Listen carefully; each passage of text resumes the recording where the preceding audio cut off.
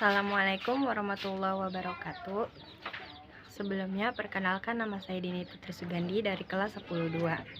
Di sini saya akan membahas mengenai hasil rangkuman saya mengenai asuransi syariah bab 4.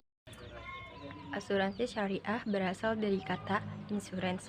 Dalam bahasa Inggris berarti pertanggungan.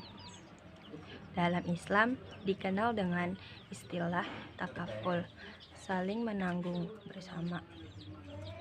2. Berdasarkan Undang-Undang Nomor 40 Tahun 2014, asuransi adalah perjanjian antara pemegang polis dan perusahaan asuransi. Berisi kompensasi jika terjadi kerusakan, kehilangan, atau risiko lain. Pembayaran manfaat jika pemegang polis meninggal dunia atau sesuai ketentuan polis. Adapun unsur-unsur asuransi syariah yaitu 1. Pihak penanggung, 2. Pihak tertanggung, 3. Akad atau perjanjian, 4. Pembayar iuran atau premi, 5. Kerugian atau kerusakan atau kehilangan yang diderita tertanggung, 6. Peristiwa yang tidak diprediksi. Sejarah asuransi syariah di Indonesia.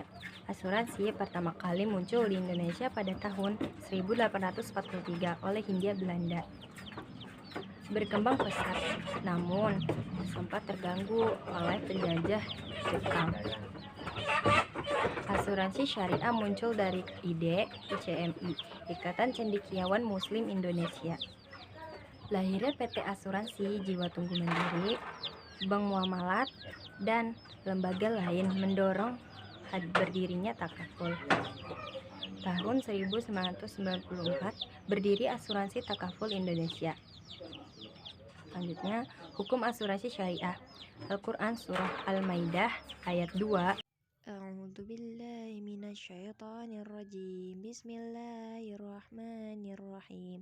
Wa ta'awanu 'alal birri wattaqwa wa la ta'awanu 'alal itsmi wal 'udwan. Artinya, dan tolong-menolonglah kamu dalam mengerjakan kebijakan dan takwa, dan jangan tolong-menolong dalam berbuat dosa dan permusuhan. Hukum asuransi menurut para fuqaha. Perbedaan pendapat di kalangan ulama fikih tentang hukum asuransi.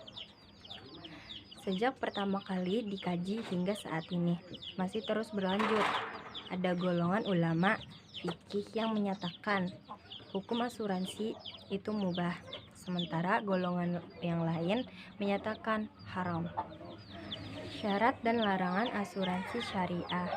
1. Balik, 2. Berakal, 3. Bebas berkehendak, tidak dalam paksaan, 4. Tidak sah transaksi atas sesuatu yang tidak diketahui jahat, 5. Tidak sah transaksi jika mengandung unsur riba, 6. Tidak sah transaksi jika mengandung praktik perjudian.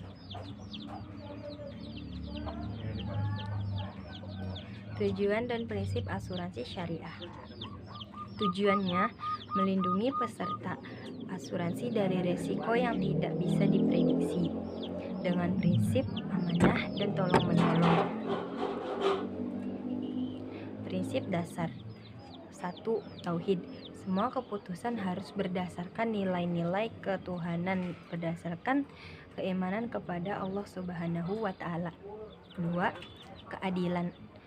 Menempatkan hak dan kewajiban peserta serta mengelola asuransi secara adil sesuai syariatnya.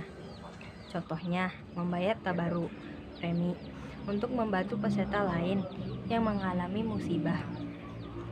3. Ta'awun, tolong-menolong. Setiap peserta asuransi harus memiliki niat saling membantu sebagai prinsip utama dalam asuransi syariah. 4. Kerjasama, mudarabah dan musyarakah.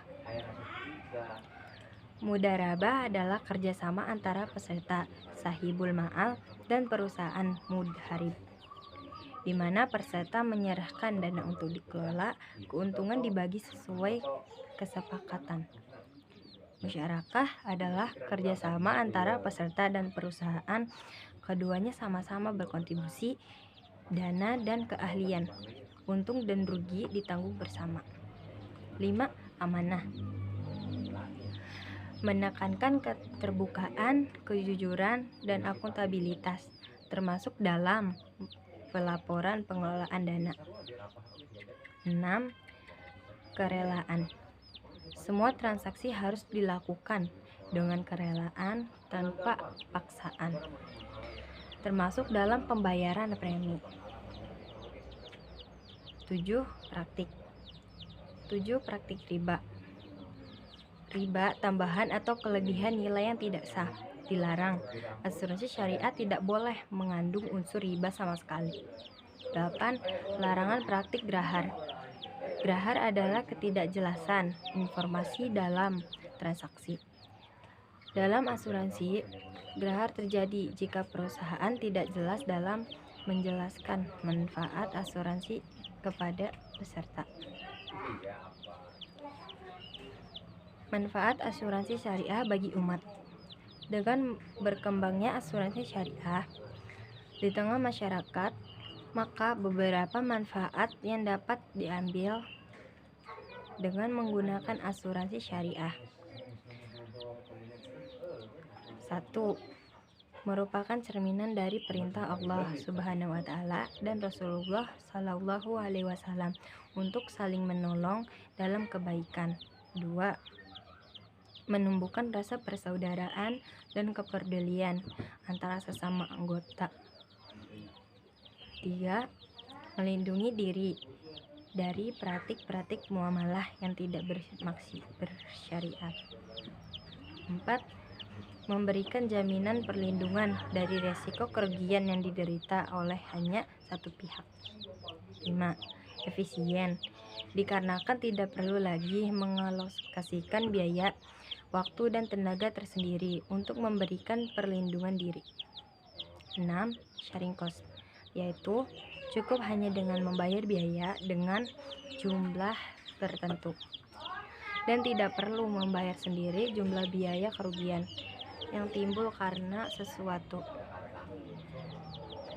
yang tidak bisa diprediksi. 7. Menabung, karena premi yang dibayarkan kepada pihak asuransi pada saat jatuh tempo akad selesai, maka uang tersebut akan dikembalikan kepada peserta. Sudah, sekian dari saya mengenai asuransi syariah bab 4. Kurang lebihnya mohon maaf. Assalamualaikum warahmatullahi wabarakatuh.